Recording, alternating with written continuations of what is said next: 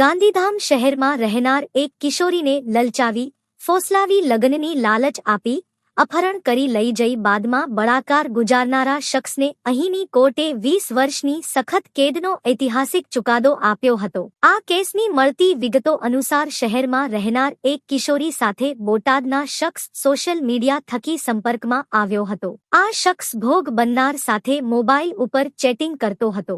17 વર્ષીય કિશોરીને લલચાવી, ફોસલાવી લગ્નની લાલચ આપી તેનું આ આરોપી અપહરણ કરી ગયો હતો। કિશોરીને જુદી જુદી જગ્યાએ લઈ જઈ તેના ઉપર બળાત્કાર ગુજાર્યો હતો। આ બનાવ અંગે ગત તારીખ 24/4/2024ના ગાંધીધામ એ ડિવિઝન પોલીસ મથકે ફરિયાદ નોંધાવી હતી, જે અંગે પોલીસે તપાસ હાથ ધરી અને આરોપીની ધરપકડ કરી હતી। બાદમાં તેના વિરુદ્ધ તપાસ પૂરી થતા વિશેષ પોક્સો કોર્ટમાં DYSP ચાર્જશીટ રજૂ કરી હતી। ન્યાયાધીશ મૌખિક, દસ્તાવેજી તથા મેડિકલ પુરાવાઓ ગ્રાહ્ય રાખી આરોપીને તકસીરવાન ઠેરવ્યો હતો અને 20 વર્ષની સખત કેદ તથા રૂ. 10,000નો દંડ ફટકારતો ચુકાદો આપ્યો હતો તેમજ દંડની રકમ ન ભરે તો વધુ સજાનો આદેશ કરાયો હતો તેમજ વળતર યોજના તળે DLST ભુજને ભોગ બનનારને ₹1 લાખ વળતર પેટે ચૂકવવા આદેશ કરાયો હતો અને આરોપી પાસેથી વસૂલ થયેલ દંડની રકમમાંથી ₹20,000 ભોગ બનનારને ચૂકવી આપવા ચુકાદો અપાયો હતો।